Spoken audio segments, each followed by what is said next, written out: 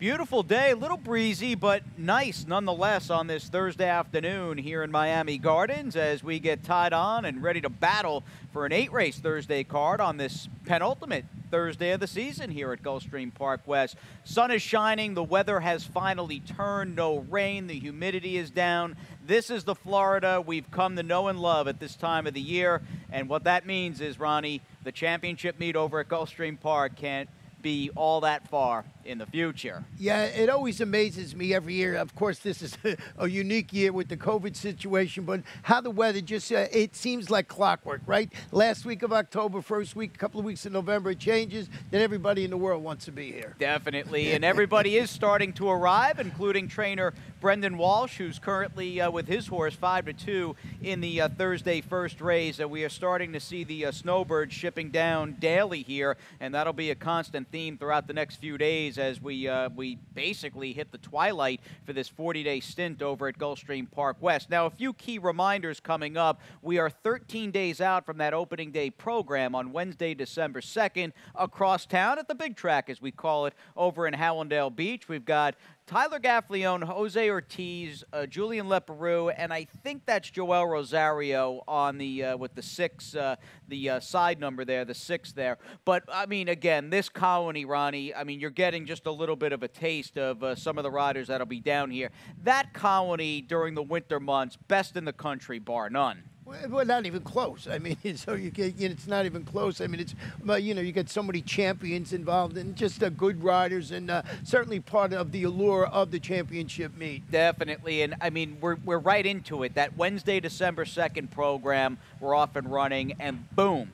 First weekend, in fact, is a big one with the 9 Claiming Crown races, and that's become an annual tradition and rite of passage down here in early December. Claiming Crown had bounced around to a bunch of different tracks, but has found a home here and certainly is thrust into the spotlight at a major track like Gulfstream Park. And just looking at the nominations, I think 271 nominations for those 9 stakes. So you would imagine, Ronnie, it'll be 12 horses in just about every Claiming Crown stake on that December 5th program. It usually is, and they're usually fantastic races. You get a chance for the claimers to strut their stuff, as they say. So that'll be the Saturday, December 5th, and it's just right around the corner. It definitely is, as is this early pick 5 on a fast and firm Thursday at GPW. I'll take a little swing in the first race.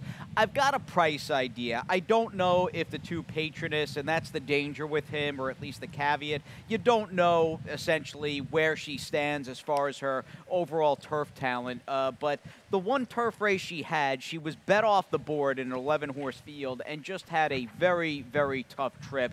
A trip that would have stopped Enable or bricks and mortar. It was that bad. We'll look at it, so I'm including her. We'll look at it in a few seconds, that is. I'll include her along with Brendan's horse, the 7 Ketchikan, who I think deserves to be favored, shipping in from out of town and getting back on the grass. Biggest scratch on today's card, I think, was in the form of Sir Khan, who would have been favored in the second race, and with him out, I've got coverage there, 3 deep. Third race begins a trio. That's the first of 3 consecutive maiden special weights, and all 3 of those races are really solid to close this thing down. I've got coverage, obviously, in the third. I decided to single another Duke, and I think he ran well enough. The race I really like out of him, it's not so much last out. I like his performance against Saison going 7 back in early August at Gulfstream, and I'm hoping that bodes well for him as he tries a mile this afternoon, and I'm wrapping it up with the 1, 6, and 8, using, I think, 2 logicals in the cash out leg, and also the 8, Today's the Day, who is my top pick, and I think is going to run a lot better than he did first out when he had, in hindsight, I think, a number of pretty significant hurdles in his way over a sloppy track that was very kind to early speed horses. So in dissecting, and I mean, Ronnie, nothing says first race at Gulfstream Park West like a 12-horse turf race. Dissecting this maxed out field of 2-year-old fillies, which are, for the record, running in a maiden 25 down to 20, I think we should start with your top pick, the 7 Ketchikan, who clearly this Mineshaft filly's 1 race on the turf, which was her debut at Ellis, right around what would have been traditionally Travers time. That was, in context to this field, I think, a very fair and good-looking effort. Well, if you key off their promising third against a similar quality at Ellis Park, she debuts locally, as you mentioned, for Brendan Walsh and returns to the grass. She failed to fire against those 30 maidens going a mile on the Keeneland Main track. Sammy Camacho rides the daughter of Mineshaft, and that's just what I did. I keyed off that race at Ellis Park, thinking this horse will run well. Currently on the board right now at 5-2, but I want to hear about this two-horse here, Patronus. I think that horse had a ton of trouble last time, or a couple of times back. Well, yeah, two back. I don't care about the dirt race where she was beating a pole, and she was beaten a long ways in her only grass race to date. But do keep in mind, as we roll back the replay machine, she was 3-1 in this race, and this was an 11-horse field. It wasn't like it was a 5-horse field. This was a jam-packed field back on October 9th, and her trouble began early. She's in the purple silks of owner Steve Screnchy, and from being in a tough spot where she'll steady out into the bank of into the clubhouse turn, the first turn, that's strike one. It gets even worse as they round that first turn, and she is completely shut off inside, and what little decent position she had evaporated, and she's out of the race. As I tweeted a few minutes ago, this to me looks like a deeper field than that maiden 25. And again, the caveat is you don't know if she can run at all, but I think she had enough against her, and she's well posted for a good trainer getting Edgar that she's worth at least a little bit of a flyer in this spot. And wrapping it up, I mean, you've got a lot of respect. In fact, you're all shippers in this race, and I felt as though the 7 and 11, with the 11 being fun while it lasted, they deserve to be, in terms of just like the overall pecking order, the two shippers, one for Brendan, the other for Ken Sweezy. They deserve, I think they're the biggest two stories of the race. Yeah, fun while it lasted, drops into the maiden claiming ranks, has faced only maiden special weight competition on the turf before trying that special weight foes on that synthetic surface up at Presque Isle. So they're trying all different spots. I think the drop is going to help. And it closed it out with the 5-horse, learned for Louis Ramirez and Marcos Meneses. All right, that's a filly by Medal Count, who ran fine last time out, coming out of a race locally over the GPW turf course. As we hit the main track, our opening dirt race goes in Thursday's second. It's a 2-lifetime $16,000 to $14,000 claimer. We had both liked in the program and on the website the 6 Sir Khan, who was down in class, and it did look like he was gonna sit a pretty good trip. With him out, though, I still think there might be ample speed for my horse in the 3 Plenum, who's just in good form recently for Oscar Gonzalez. I'm hoping he can kind of just lay up close and pounce, because when I drew the race up, I felt as though your top pick, the 5-Eyed Kickin', and the 7 Bone Prix, might hook up from the gate eye to eye. They could hook up like you think and run 1-2 around the track. They are both major players here, but I'm hoping that duel potentially takes a little bit of the starch out and Plenum's able to cut them down. Yeah, Eye Kicking is stepping up to face the winners. Drew Clear really crushed that field of 16 maidens, including that next out winner, Chill Hayes. I, of course, had Sir Khan on top, so I just bumped everybody up. Plenum for the reasons you mentioned. Going 6, ran good, and I think ran good at 5.5 furlongs last time out. So we'll see how that race plays out, but that's the big scratch of the day. It absolutely is. As we take a little breather here, we'll chase the rainbow. 3 consecutive maiden specials coming up after this quick break.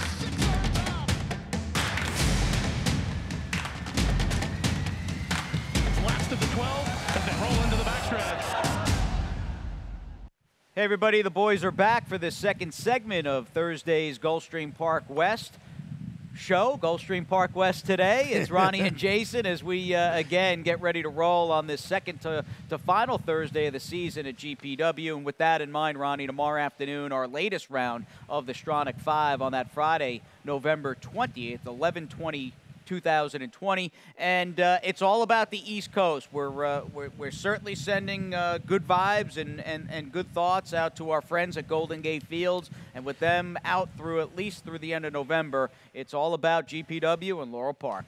Yeah, we've got two in here on Friday. I mean, we have race 7 and, of course, our final race of the afternoon, which is leg E. That is race number 9. A couple of interesting races in that. And we'll put that ticket together a little later on today, and Jason will be putting that on the air just in a little while. Yep, but not as soon as your Rainbow Six, which you will be putting on the air in about, well, a millisecond, because here it is, 43-20, no singles for you. You are 3-6 starting things out in this opening leg, where the favorite's going to be who you included, the 3 gunmen, who's in from the Big Apple for Mr. Todd Pletcher. Yeah, you know, number 6, Super Watson, debuting locally for Mark Cassie, trying to get his 3,000 victory. Comes out of a monster key race across down at Gulfstream that produced 4 next out winners from 8 starters. I think this horse has a good shot to win. Of course, Gunman is going to be the favorite, and deservedly so. You know, this gelded son of Warfront from Todd, you expect that. In race number 4, I got your horse, Another Duke, I think is the logical one, but I used Dude's Got Game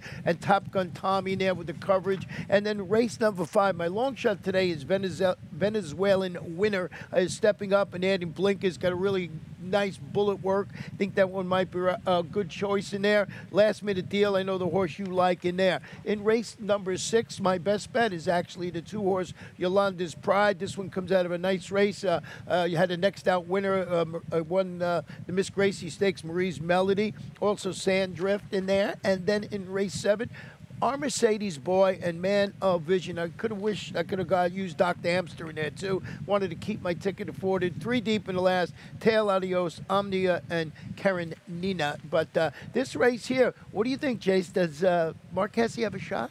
I think he's got a good chance here in the third, absolutely. And I had really liked, in hindsight, I remember liking Super Watson a lot, stretching out in distance, because his turf debut last February over at Gulfstream was such a good effort, and in my mind I remember thinking, all right, he's a ghost zapper, distorted humor, a little more distance on the turf might be perfect for him. Then he wound up running in that subsequent race March 4th against Proven Strategies, who turned out to be good. In fact, a stablemate of his, trained by Mark Cassie. And I noticed, although he didn't get bet and did not run well in his most recent start, which you just discussed, or at least teased a little bit in late April, that was a monstrously good field of Florida-bred turf maidens. Yeah, no, I was just keying off that, the key race angle there with Mark Cassie in there. So Super Watson, you know, taking the blinkers off this afternoon. I think this horse can run well in the spot, and I think he's got a shot maybe to get 3,000, but Gunman is certainly the one to beat for Todd, debuting locally for Todd at 7.5 furlongs. Pair of solid efforts against those. Yeah, let's roll the race as you're talking. Yeah, you can see that race up in New York. He's a gelded son of Warfront, so you knew I was going to give this horse a second look. Yeah, I mean, he hasn't run great to date, and this race we're looking at is a maiden 75, but I would have to think, and a lot of people, aside from just having Todd and Edgard, you know, maiden 75 at Belmont over the fall probably equates quite nicely, if not maybe a notch tougher than some of the maiden special weights we run on the turf at this time of the year down here. Almost looked like he took an awkward step and kind of bounced into the rail or close to it, and he is cut down, pulled a pretty soft trip. I tend to like speed horses on that inner turf at Belmont, but again, got a good figure, top connections, and that's good enough for me to put him on top. And what's this stat we got here with Todd? I would imagine it's a good move as this son of Warfront ships in to Miami Gardens. 5 for 17. So just, what, about a month to 2 months on the sidelines with horses returning on the turf locally? Yeah, at Gulfstream Park West, he's 5 for 17, 29, 53% the money, 240 the return of investment. And I thought the other horse in the race, maybe with 7 Channels, was making his first start since finishing Chase the Winner second. That was going on the turf. I like the way this horse ran last time for Lisa Lewis. I thought this horse was okay. Luca Panici had a couple of wins yesterday. He'll handle that inside draw. And somehow paid over $40 in the first. Yeah, yeah. Riddle me that. I still don't know how that happened now. And you got so close to that early pick 5, man. Did you watch that race? January 1 beat me on whatever date yesterday was. Yeah. I think it was January 3rd yesterday, actually. Go with that, Ronnie. All right, let's move on to the let's go to the 4th here on this November 19th, that is. And we'll get things underway back on the main track, starting the late pick 5. early sequence, I stood alone with the deuce here in this first leg, and I opted to also use Ralph's Firster by Nyquist in this one. The 5 dudes got game. Not easy winning first out, going around a ground on the dirt, specifically around 2 turns, but, you know, Ralph's so good with his 2-year-olds, and it's a Nyquist and a flatter, and I included the 5 dudes got game.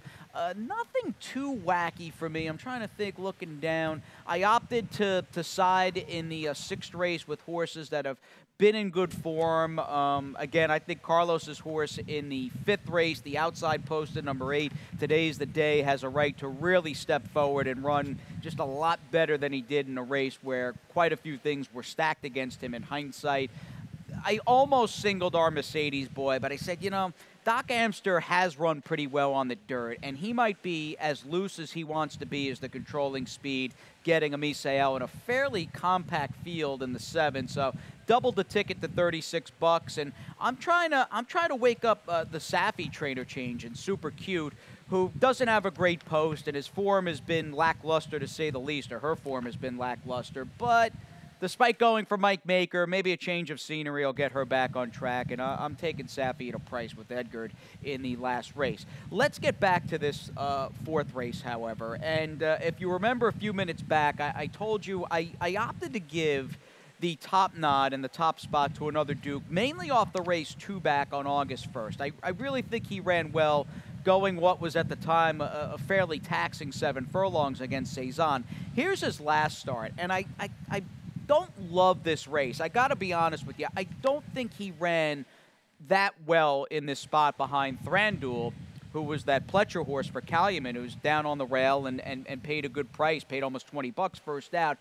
But the more I watch this race as another Duke between horses, swings 4 wide or so between, I'm not sure how much he liked the off track. To me, he looked like he was never really comfortable. He was under a very long drive, and I would like to think getting a fast dry track today, a little more distance off this race at 6.5, I think we're going to see an improved effort out of this son of Bodemeister from post number 2. Yeah, I mean, on paper, he certainly looks like the one to beat. As you mentioned, he's bred to love this distance and beyond. The Duke's got game, all the reasons you mentioned for Ralph Nix. Doesn't do it very often with horses debuting, going around 2 turns, especially 2-year-olds. Did you look? I mean, yeah, he's 0 for 3 going around a ground with firsters. Yeah, he's not good at all. Dirt. You know, I had him 1 for 4, but I think he might be 1 for 3. Now, the horse is debuting at a mile. But I also had some interest in you having 3rd in Top Gun Tommy, stretching out to 8 furlongs. So got a quick stat on Kelly Breen with his 2-year-olds going from a sprint to route on the dirt. He's 5 for 25, 20%, 52% in the money. 262 is the return investment. A horse that I think you got to give a second look with Paco Lopez in the saddle. Yeah, watching that Colts first race, there wasn't a lot to see. A little bit of interest in the final, say, 3/16 of a mile. Yet he was a pretty big price first out. And when you consider just how crafty Kelly Breen is and adept at getting horses to move up, and this horse second out today, Mineshaft, Kitten's Joy, going from 6 out to a mile, he may really step forward. We'll see. I think he's going to have to improve a lot because I just didn't think he did all that much running, but Top Gun Tommy is no doubt an interesting new face in that 4th race. We'll stay with the maidens, in fact, the maiden specials, and we'll cash out this early pick 5 on the dirt at 6.5 furlongs, a crew of Florida breds, in fact. And a pretty good race to close things out. I know your long shot's in here, and we'll get to him in a second. But to me, the most interesting horse is the one down inside in Last Minute Deal. And which way do you go off a pretty solid 3rd place finish first out? But as we go back and look at that race, was this a little bit of an illusion with this horse gaining as much ground as he did? Tracking a screaming pace. Now, he's the number 8 early on. You can already see he's under some right-handed urging. Just no speed, very sluggish from the starting gate. This field was gapped out in a blink of an eye, though, because that horse on the lead was rolling along and set a very fast pace. That was Warriors Poseidon, who won here Sunday, in fact. Now, you've got Last Minute Deal, Yellow Cap. We just had him highlighted, closing up the rail. You know, he hugged the fence. I don't know about this, Ronnie. You know, on paper, you got the big close, the 8th by 21, and he gains all this ground late. To me, he's a contender, and he's an interesting second-time starter. In actuality, I don't know if his race was as good watching it than it appears on paper. I got to tell you, watching it, I was a little bit underwhelmed, not to be too hard on him. What are your thoughts with that colt by Jess's Dream? Well, I like the way he closed in there. Now he got a perfect setup. You saw the half was 44.1, whatever it was, 44 flat just about. And he split horses. That's what I liked about him. So I like him, but I don't love him in the spots where I was looking for a little bit of a price in here. And I went with Venezuelan Winner, who's 10-1 on the morning line. Stepping up, I like the fact they're putting blinkers on this horse. He dueled for the lead. He finished second, went stretching out to a mile in his last start. Got a bullet work in 35-3. I think he might be the speed in this race. Could be stretching the speed. out. So I thought for 10-1 at a little bit of a price, last minute deal. But today's the day can run well to the horse that you have on top for Carlos David. Yeah, absolutely. Do you worry, though, that your horse might not class up with this field? Because I like that you're taking a shot. I don't think, for me anyway, I don't think he's this kind. I really don't. Well, that's the reason you're trying to pick a long shot. You know, you're thinking maybe with that bullet work, he's figured it out, stretching out around 2 turns, and he just goes to the front. It's just one of those speed plays that I like to do, and everything. Is he the same ilk as these? I don't know. We'll soon find out. Yeah, at least he's well-bred, good connections, and again, has run fine against easier fields in his 2 races to date. Not a super effort first out with the 8. Today's the day, considering he was bet strongly, but you've got a barn that has just come on like gangbusters here last few weeks in Carlos David. And going back, that was a maiden 35. So much like Ronnie's horse, today's the day, I think, is not I think. He's absolutely facing a better crew of maidens. But I had noticed this horse was down inside, very sloppy sealed track, took a lot of kickback, and that turned out to be a day, even looking at Zamfir, who beat him. We ran 8 on the dirt that day. 5 of them were wired by the inside speed. So you've got a good barn second out. I'm going to try to shake things up with the 8. Today's the day. Ronnie and I both taking prices from the outside in the 5th race. Let's get on to the 6th. We're back on the turf, and this might be, Ronnie, I know weather has been kind of like the omnipresent factor this meet, but for a weekday card, I feel as though as we get on to this cast of Florida-bred filly and mare allowance optional claiming types, this might be the deepest weekday program we've had the entire season here at Gulfstream West. Yeah, I think it's just aided by a couple of really nice turf races, interspersed between some good, like you said, 3 maiden special weights in a row. So there's some class in these races. I like Yolanda's Pride, and here's making a local return, trying older horses again after rallying to defeat those trio of next out winners, as you mentioned, including the next out Miss Gracie Stakes winner Marie's Melody. That was a 3-year-old restricted 45 claimer. Liked the connections. Thought this was a good spot for this horse. Yeah, clearly you and I mean the 2-8 for both of us. And we obviously decided and opted to go with horses that just have had a sharp, consistent, very good form on the grass. Yolanda's Pride, obviously very good in that department. We'll learn a little bit more about the 8 Sandrift, who I still remember thinking, man, for 12-5 and 10-5, I was surprised in back-to-back races over the summer at Gulfstream into the fall that nobody claimed her off Safi. But I like the idea, and again, we've had a lot of rainy weather. You hit the reset button, bring her back. I mean, she's been running some solid races with good figures. I mean, what's your opinion of her as she steps up and tries a better field here? Yeah, she just was so good stepping up to a consistent turf campaign, as you mentioned, across town, culminating with that much the best victory against those 10-5 claimers. She faces these horses today, looking for her first local victory. She's had 4 previous races here and run well. No wins, but a 2nd and 2/3. I think she's a major player. And while you say that, oh, well, Safi Joseph Jr. is just going so well. And I use Dance Till Dawn on the bottom part of my ticket for Phil Serpi and Paco Lopez, who's going back to her preferred surface. 18 starts, 7 wins on the turf. Let's move on to race number 7. Late double begins here. This will be the main track capper. Good field, obviously very much led by the number 3, our Mercedes boy. And I remember about a week and a half ago, September 10, let's roll the race actually from October 23rd. And I was making an argument that the figure of this race just came up so crazy fast that I wasn't trusting it. And September 10, who won this field or beat this field, came back and didn't run any good. Yet, as our Mercedes boy, that gray horse with the black blinkers, swings 5 wide or so, he'll finish 3rd, and he had aim and just lacked a little punch there in the final furlong and was out finished. Yet I think unequivocally, Ronnie, I mean, the stock of this race went up exponentially last Saturday when Legal Deal in the blue cap was just beaten a neck or so by September 10 with him coming back and wet track aside, winning that Million Sprint Preview, that's a good field of Florida breds that our Mercedes boy comes out of, and as such, he's going to be a pretty clear favorite this afternoon. And the horses run well in right here at Gulfstream Park West. 3 starts, a couple of wins. I use Man of Vision in second, who you have a little further down. Let's drop it to the 25 level today.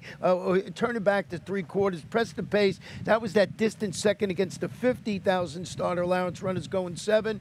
In the mud here last time out. Was it the wet track, you think, maybe? Yeah. I don't think he liked the mud at all last time. I think that's what it was, and I just think this is a good level. And boy, you can't go wrong with Ron Spatz. Every once in a while, he pops with these type of horses. So I didn't want to get beat with him. And Doc Amster is going to be on the engine, I believe, this afternoon. Yes, getting a Misael. He's run fine. Has he run as well as our Mercedes boy? No, but compact field, and we've seen horses get pretty brave here, and there's a little bit of quality in class without a doubt with the 4 Doc Amster. So I'm 3-4, Ronnie 3-2. Let's move on to the 8th, and we'll finish things off. And in fact, we kind of go full circle because we start with the 12-horse field, and that's the way we're going to end here with a cast of a dozen in this 2-lifetime Filly and Mare 1-mile turf race. You and I taking different horses outside. I'm trying to wake up. And I get if someone's scoffing at the 11 Super Cute, who's going from Mike Baker over to Saffie with lackluster form. But you know what? Maybe a change of scenery will wake her up. And I know it's a flimsy argument, but I'm going to try to get Super Cute to pull the 180-degree turn. You're going back to Tail Adios, who I think you liked last time. And she was almost 10-1 and obviously ran a very solid race here back in October. Yeah, I'm going to give it a nod to the nightcap. She stalked the pace in that race.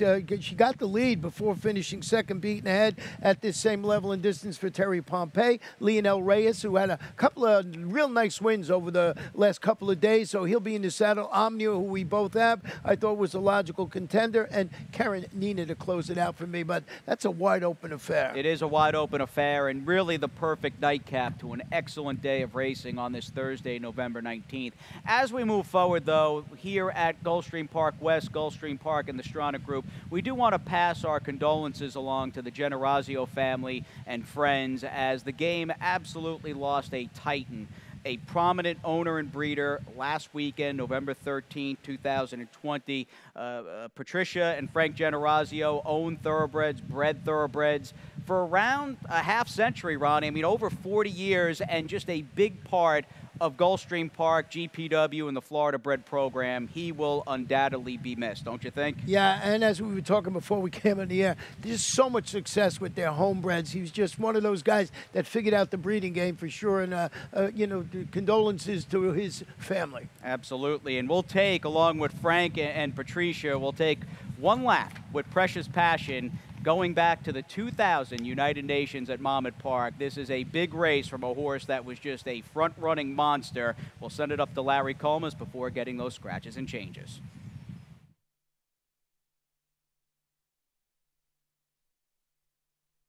As Precious Passion and Elvis Trujillo have been out there all by themselves so far. They ran 3/4 in 109.4, and they'll go into the far turn still 10 lengths clear of their competition. Loro is second, Bad Rock third, Brass Hat fourth. After that, it's Spice Root, Strike It Eel, Wesley, Court Vision is still last, and Precious Passion is still 10 lengths in front. He ran a mile in 1:34.3, and he's into the stretch. Precious Passion, no one's been near him. Can he keep going? He comes down to the 8th pole, and he's still 8 lengths out in front. Loro is second, Brass Hat is third. On the far outside, it is Spice Root, but it's Precious Passion coming down to the wire. Loro's not going to get him.